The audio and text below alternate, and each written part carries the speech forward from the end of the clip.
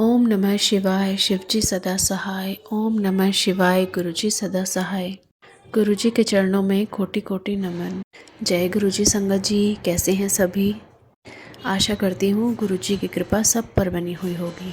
तो संगत जी आज आप सुनेंगे दिव्य आभा अध्याय 11 विद्यालय से आईफल टावर तक गुरुजी के संरक्षण में। यह जर्नी है श्रीमती आरती सिंगला जी की, जो स्टॉकहोम स्वीडन से हैं। शुरू करने से पहले संगत जी आपको बता दूं कि अगर आप अपना सत्संग हमारे साथ शेयर करना चाहते हैं तो डिस्क्रिप्शन बॉक्स में दी गई मेल आईडी या व्हाट्सएप नंबर पर आप अपना सत्संग रिकॉर्ड करके भेज सकते हैं।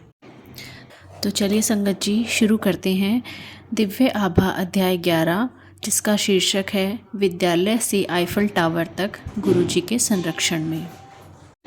गुरुर्ब्रह्मा गुरुर्विष्णु गुरुर्देवो महेश्वरा गुरुर्साक्षात् परब्रह्म तस्मै श्री गुरुवे नमः। जय गुरुजी। गुरुजी से मिलने के पूर्व ईश्वर की दया और उसके प्राणी प्रेम में मेरा विश्वास सदा अस्थिर रहा था।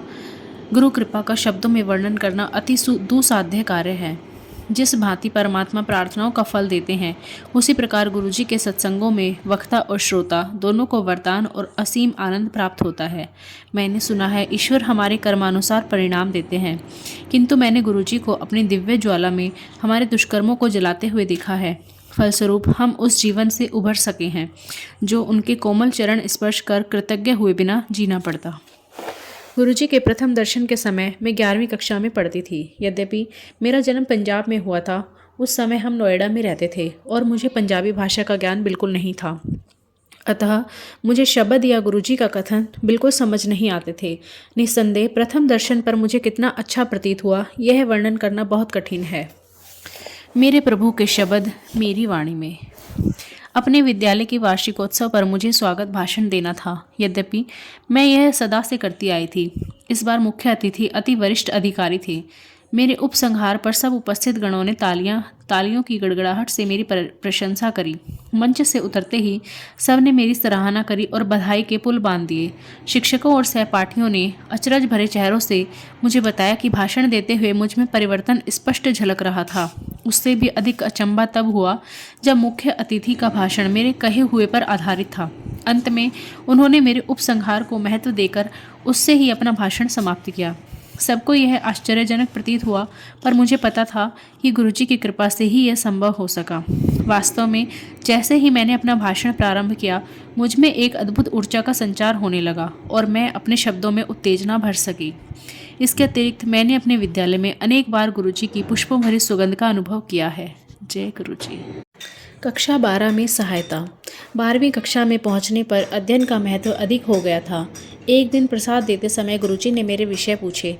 मैंने उन्हें बताया कि मैं वाणिज्य की विद्यार्थी हूं, तो उन्होंने अर्थशास्त्र पर प्रश्न कर दिए। उन्होंने मेरे से ऋण नियंत्रण, क्रेडिट कंट्रोल पर प्रश्न पूछा, तो उत्तर पता होने पर भी मैं बुद्धि शून्य हो गई। यद्यपि उस समय मुझे समझ नहीं आया, आने वाले समय में मुझे पता लगा कि गुरुजी ने क्या किया था। गुरुजी की चेतावनी से मैं इस विषय पर विशेष ध्यान देने लगी।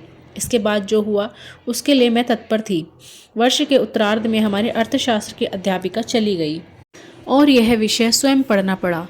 गुरुजी की सावधानी से मैं सतर्क हो गई थी और बिना किसी कठिनाई के मैंने इस विषय में 97% अंक प्राप्त किए। जैसे जैसे मेरी परीक्षाएं समीप आ रही थी, गुरुजी के पास दर्शन के लिए जाना कम हो गया। अंशतः उनके निर्देश थे कि मैं पढ़ाई पर ध्यान दूं। 13 जनवरी उत्तर भारत में लोहड़ी के दिन मैं अपने माता पिता और भाई के साथ गुरुजी के दर्शन के लिए गई थी। परीक्षाएं समाप्त होने से पूर्व यह अंतिम दर्शन होने की संभावना थी। गुरुजी उस दिन स्वयं प्रसाद वितरित कर रहे थे और जब तक मेरी बारी आई तो वह टॉफ़ी दे रहे थे। प्रसाद वहीं पर समाप्त करना है, ऐसा गुरुजी का आदेश था, किंतु टॉफ़ियाँ अपवाद थी, सो मैंने थोड़ा सा प्रसाद वहीं पर खा लिया और शेष अपने पास रख लिया। मैं गुरुजी के पास आज्ञा लेने पहुंची और उनके कमल चरणों को स्पर्श करने झुकी। जब मैं उठ रही थी तो गुरुजी ने अपना एक चित्र निकाला और मुझे दिया। यद्यपि मैंने उनके पास कोई लिफाफा नहीं देखा था, मैं अति हर्षित हो गई, क्योंकि गुरुजी का चित्र तो अमूल्य है।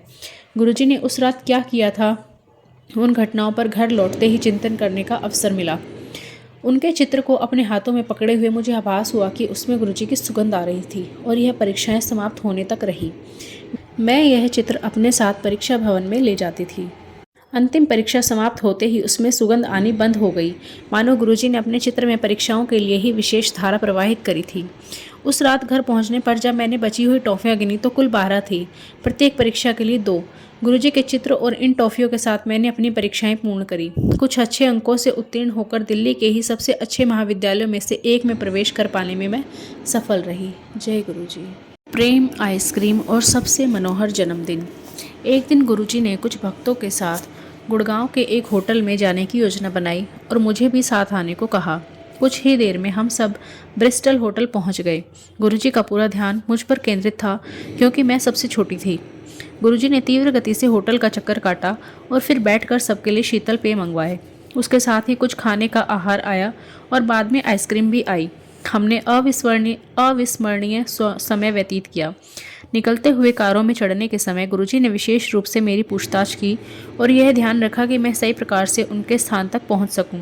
गुरुजी ने अपने निवास पहुंचने पर मुझे मेरे अनुभव के बारे में पूछा।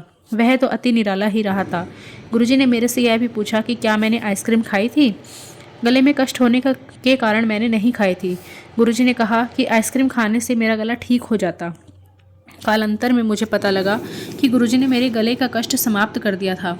उस दिन के पश्चात मेरा गला, जो हर वर्ष एक बार अवश्य खराब होता था, कभी खराब नहीं हुआ। जय गुरुजी। गुरुजी के उत्कृष्ट संरक्षण और प्रेम की विशेष झलक एक दिन और प्रकट हुई। हम संगत में शब्द सुन रहे थे और गुरुजी द्वारा प्रसाद वितरण की प्रतीक्षा कर रहे थे। गुरुजी के आदेश पर प्रसाद लाकर उनके पास रख दिया गया। उस दिन गुरुजी ने जिस ओर मैं बैठी थी उधर से प्रसाद बांटना आरंभ किया। प्रसाद लेने के लिए सबसे पहले मैं ही थी। जैसे ही मैं प्रसाद लेने के लिए उनके पास पहुंची, उन्होंने पंजाबी में यह कहकर कि मैं अपने जन्मदिवस का पूर्ण आनंद लूं, विस्मित कर दिया। संगत में किसी को मेरे जन्मदिवस के बारे में पता नहीं था। मेरे परिवार के किसी भी सदस्य ने उनको बताया नहीं था। वह मेरा सबसे मनमोहक जन्मदिवस रहा है। जय गुरुजी। गुरुजी असंभव करते हुए।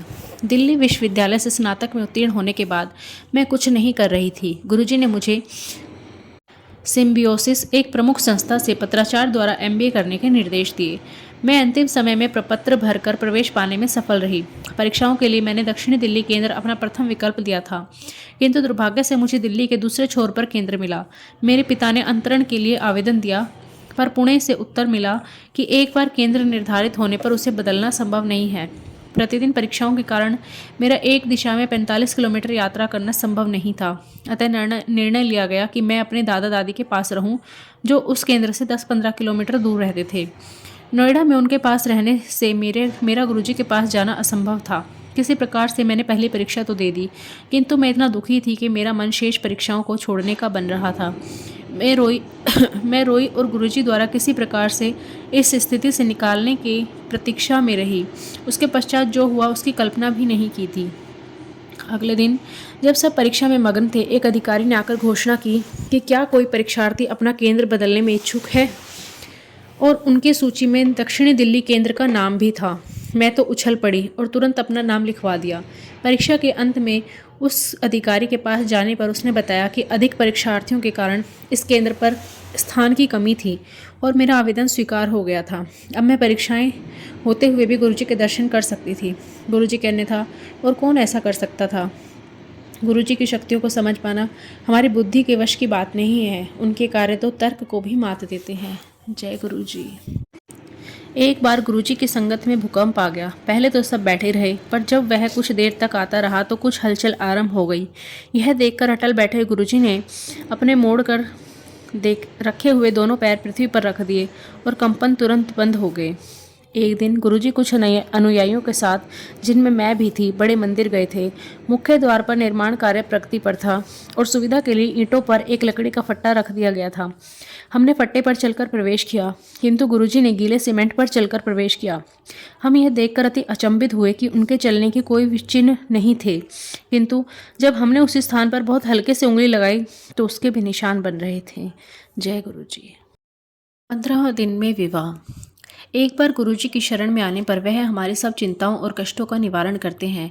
चूंकि हमारा ज्ञान हमारे अनुभवों और वर्तमान परिस्थितियों तक ही सीमित है, हमें स्वयं की आवश्यकताओं को समझने की सामर्थ्य भी सीमित है। इसके विपरीत गुरुजी को उनका पूरा ध्यान है और उसके लिए वह प्रावधान भी कर देते हैं। गुरुजी ने मेरे विवाह का भी प्रबंध किया हुआ था और मेरी माँ को 6 वर्ष पूर्व ही बता दिया था कि यह घटना कब घटेगी, पर उसकी गति सबके लिए अति तीव्र थी। अप्रैल के आरंभ में गुरुजी ने मेरे पिता से पूछा, क्या किसी प्रस्ताव पर विचार हो रहा है? मेरे पिता ने उत्तर दिया कि एक प्रस्ताव आया अवश्य है, किंतु उस पर गंभीरता से विचार नहीं हुआ, क्योंकि अभी मेरे विवाह के बारे में सोचा नहीं जा रहा है। गुरुजी ने कहा कि उस पर विचार किया जाए। मेरे पिता ने तब इस बारे में परिवार में चर्चा करी। मेरे होने वाले वर स्वीडन में रहते थे और 16 अप्रैल को 1 मास के लिए भारत आ रहे थे। यह निश्चित हुआ कि दोनों परिवार 17 अप्रैल को मिलेंगे। उस दिन जब हमारी पहली भेंट हुई तो कुछ ही देर में पूरा वातावरण उल्लासित हो गया। सब व्यवस्थाएं उसी समय तय हो गई और थोड़ी ही देर में हमारे बीच अंगूठी का आदान प्रदान भी हो गया। एक आध दिन में विवाह की तिथि भी निश्चित हो गई, उसी मास की 30 तारीख। विवाह के सब प्रबंध अति तत्परता से किए गए और निश्चित तिथि को मेरा पाणी ग्रहण भी हो गया। यद्यपि गुरुजी विवाह में उपस्थित नहीं थे, किंतु उनकी भावना सब में दृष्टिगोचर थी। सबने विवाह स्थल में सजावट, वातावरण, भोजन आदि व्यवस्थाओं की भूरी भूरी प्रशंसा करी। हर व्यवस्था में गुरुजी की कृपा ही झलक रही थी। जय गुरुजी। गुरुजी के साथ आईफल टावर पर मेरे पति की मई के मध्य में वापस लौटने की योजना थी, क्योंकि उन्हें इतना ही अवकाश मिला था।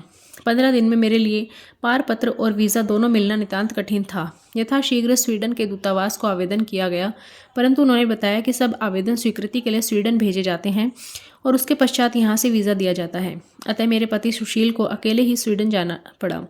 उनके लिए अपनी यात्रा और स्थगित करना संभव नहीं था। प्रतीक्षा में 1 मास व्यतीत हो गया।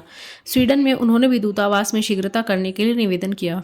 जून के आरंभ में ऐसा लगा कि वीज़ा 1 सप्ताह में मिल जाएगा। मेरी यात्रा के टिकट 16 जून के लिए ले लिए गए और उल्टी गिनती प्रारंभ हो गई। 16 जून को दूतावास जाने पर ऐसा लग रहा था कि हमारा वहां जाना निरर्थक रहा। वहां पर बताया गया कि अभी भी उत्तर की प्रतीक्षा है। मैं निराश हो गई, क्योंकि इसका अर्थ था 1 सप्ताह का विलंब। मैंने यह सूचना अपने पिता को दी और कुछ देर में पुनः प्रयास किया। वहाँ के अधिकारी ने जब मुझे मेरा वीज़ा दिया तो अति अचंभा हुआ।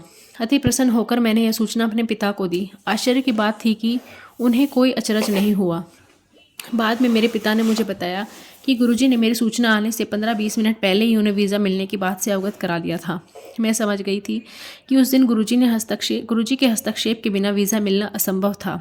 गुरुजी वास्तव में असीमित प्रेम के स्रोत हैं और उनमें विलक्षण प्रतिभाएं हैं। उन्हें कोई भौतिक अवरोध रोक नहीं सकते। वह त्रिकालदर्शी हैं और अपने अनुयायियों की पुकार पर सब सीमाएं पार कर सकते हैं। स्वीडन से 1 सप्ताहांत हमने पेरिस में बिताने का निर्णय लिया। वहाँ पर जब मैं आईफल टावर की पहली मंजिल पर थी, मुझे अचानक गुरुजी की सुगंध का आभास हुआ। फ़ोन पर मेरे पिता के साथ हुई अगली वार्ता में उन्होंने बताया कि गुरुजी मेरे बारे में पूछ रहे थे। उन्होंने इस वार्तालाप की तिथि और समय भी बताया। थोड़ा गणित करने पर पता लगा कि जब उन्होंने मेरे पिता से मेरे बारे में पूछा था, उस समय मैं आईफल टावर की पहली मंजिल पर ही थी।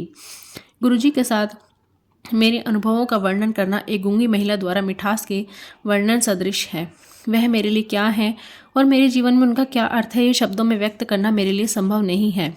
मैं गुरुजी से प्रार्थना करती हूँ कि जैसे आप हमारे संबंधों के स्वर्णिम वर्षों में दया करते आए हैं, उसी प्रकार सदा हमारा हाथ थामे रखिएगा।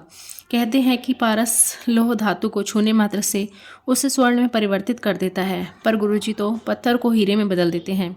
केवल पूर्ण विश्वास और श्रद्धा बने रहना चाहिए। जय गुरुजी।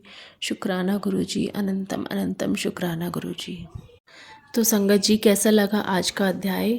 कमेंट करके ज़रूर बताइएगा। कुछ भूल चूक हो गई हो तो उसके लिए क्षमा प्रार्थी हूँ। गुरुजी की कृपा हम सब पर बनी रहे। सर्वत्र भला गुरुजी, सर्वत्र भला करिएगा। इसी आशा के साथ आज के लिए अध्याय को समाप्त करते हैं। जय गुरुजी। शुक्राना गुरुजी।